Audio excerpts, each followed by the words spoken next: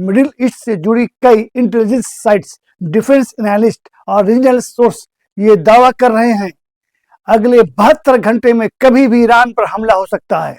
यह कोई रिमर नहीं रखती, क्योंकि जमीन, समुद्र और हवा तीनों मोर्चों पर तैयारियां तेज हो चुकी हैं। ईरान ने सेंट्रल ईरान से लेकर गल्फ ऑफ ओमान तक अपना एयर स्पेस बंद कर दिया था। आधिकारिक वजह बताई गई थी long range anti ship ballistic missile test. लेकिन सवाल यह है, क्या ईरान जंग से पहले अपने सबसे घातक हथियार आखिरी बार आजमा रहा है? कुछ वेबसाइट का दावा है कि चीन के सैटेलाइट इमेज से जॉर्डन में मौजूद अमेरिकी एयरबेस पर F-35 fighter jets, electronics warfare aircraft और बड़ी तादाद में तैनात दिख रहे हैं। यानी हवाई जंग की तैयारी अब खुलकर सामने आ चुकी है। खबर यह भी है कि अमेरिकी मिलिट्री ने राष्ट्रपति डोनाल्ड ट्रंप को 2 ऑप्शन दिए हैं: ईरान की पॉलिटिकल और मिलिट्री लीडरशिप को टारगेट करना और ईरान की मिसाइल फैक्ट्री पर एक बड़ा एयर स्ट्राइक करना। और इसकी वजह साफ है, ईरान की मिसाइलें अब अमेरिका और इजराइल के लिए गले की फांस बन चुकी है। क्या आपने कभी सोचा है कि आखिर अमेरिका और इजराइल ईरान के पीछे इतने बेताबी से क्यों पड़े हैं? सवाल सिर्फ न्यूक्लियर का नहीं है, सवाल सिर्फ मिसाइलों का भी नहीं है।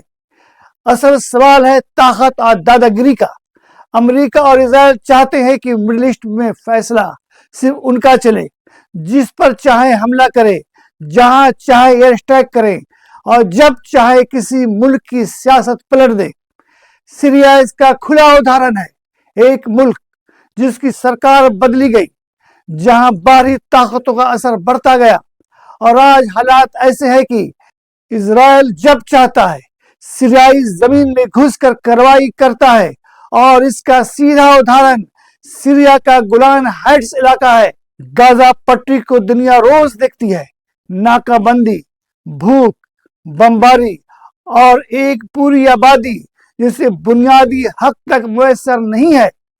मैं शुरू से बोलता आ रहा हूं, जो इजराइल पर हमला हुआ वो इजराइल का ही रचा हुआ गेम हो सकता है।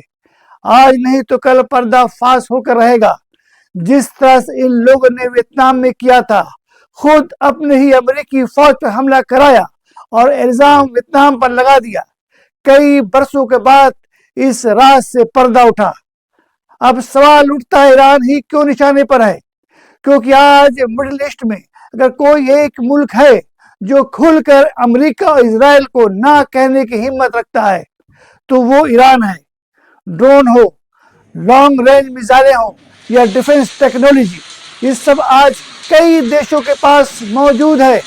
हर मुल्क को अपने बचाव का हक है, अपनी हिफाजत मजबूत करने का हक है। लेकिन परेशानी तब होती है जब कोई मुल्क इतना मजबूत हो जाए कि उस पर दबाव काम ना करे।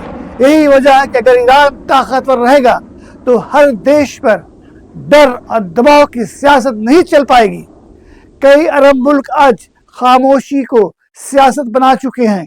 कहीं मजबूरी है, कहीं समझौते हैं, लेकिन ईरान अब भी अपने रुख पर कायम है। तारीख हमें यह भी सिखाती है कि कई जंगों की शुरुआत सच से नहीं, कहानियों से होती है। वियतनाम हो या इराक, वक्त ने बहुत से दावों से पर्दा उठाएं। आखिरकार सवाल यही रह जाता है, क्या जुल्म की ताकत ज्यादा देर टिक सकती है या फिर सच और सब आखिरकार रास्ता बनाते हैं? जवाब आज नहीं, वक्त देगा। इजराइल अभी भी सदमे में है। जून 2025 की 12 दिन की जंग के बाद इजराइल अब तक ईरानी मिसाइलों की मार से पूरी तरह उभर नहीं पाया है। इसलिए इजराइल चाहता है कि इस बार अमेरिका सीधे ईरान के मिसाइल प्रोग्राम को खत्म करे। लेकिन ईरान का मिसाइल प्रोग्राम खत्म करना आसान नहीं। डिफेंस एक्सपर्ट्स कहते हैं ईरान का मिसाइल प्रोग्राम अब बच्चों का खेल नहीं रहा। 300 मिसाइल रोज बनाने की क्षमता सलाहियत रखता है। 2000 मिसाइल एक साथ दागने की सलाहियत है। और ऊपर से रूस और चीन का भरोसा कि जंग भी हो, ईरान का मिसाइल प्रोडक्शन नहीं रुकेगा। मतलब साफ है, ईरान लंबी जंग के मूड में है।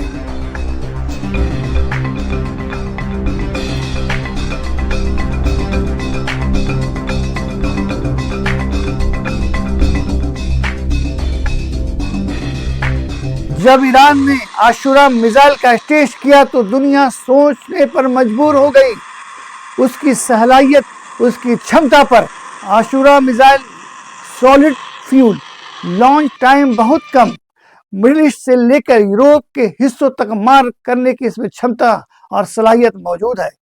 کہا جاتا ہے یہ میزائل پہاڑوں کے نیچے بنی میزائل سٹیز میں بڑی تعداد میں موجود ہے، اور یہ بھی دعویٰ ہے کہ عاشورہ نیوکلیر ہتھیار لے جانے کی چھمتا رکھتا ہے۔ ایران کی پوری میزائل ایکٹیو موڈ میں ہے۔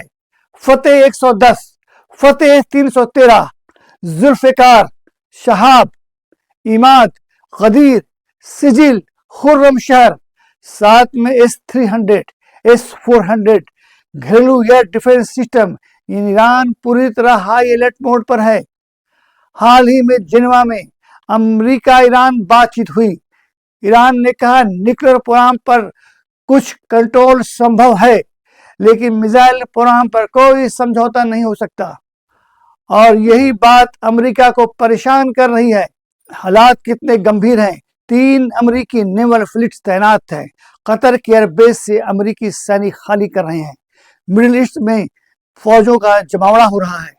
لگاتار ڈرون اور سرویلنس، یہ سب بتاتا ہے کہ استھتی بہت گمبھیر ہے۔ اسے ایک اور نظریے سے سمجھیے۔ امریکہ آج مڈل ایسٹ میں پھنس چکا ہے۔ یہ علاقہ اب اس کے لیے طاقت کی نہیں، گلے کی ہڈی بن چکی ہے، اور اس پورے کھیل میں جس نے امریکہ کو سب سے زیادہ الجھایا وہ ہے اسرائیل۔ اتہاس گواہ ہے، امریکہ اور اسرائیل سیدھی جنگ سے زیادہ دھوکے کی جنگ میں ماہر رہے ہیں۔ سیدھے حملہ نہیں، پہلے بھروسہ دلایا جاتا ہے، پھر غلط آشواسن، اور پھر اچانک وار۔ اب سوال اٹھتا ہے اگر ایران پر حملہ ہوا تو کیا وہ سیدھے امریکہ کرے گا یا اسرائیل کرے گا، اور امریکہ پیچھے کھڑا ہو کر اسرائیل کا سمرتھن دے گا؟ لیکن ایک بات طے مانی جا رہی ہے، حملہ دھوکے سے ہوگا، اور اس سے بھی زیادہ خطرناک آشنکا یہ ہے کہ یہ حملہ رمضان کے دوران کیا جا سکتا ہے، جب لوگ نماز میں ہوں گے، روزے میں ہوں گے، عبادت میں ہوں گے۔ اسی وقت کمزوری کا فائدہ اٹھانے کی کوشش ہوگی۔ یہی تاریخ تو رہا ہے ہر ظالم کا۔ اتہاس ہمیں یاد دلاتا ہے فرعون نے بھی خود کو خدا سمجھ لیا تھا، نمرود بھی اپنی طاقت کے گھمنڈ میں چور تھا، لیکن نتیجہ کیا ہوا؟ فرعون کی پوری فوج سمندر میں دفن ہو گئی۔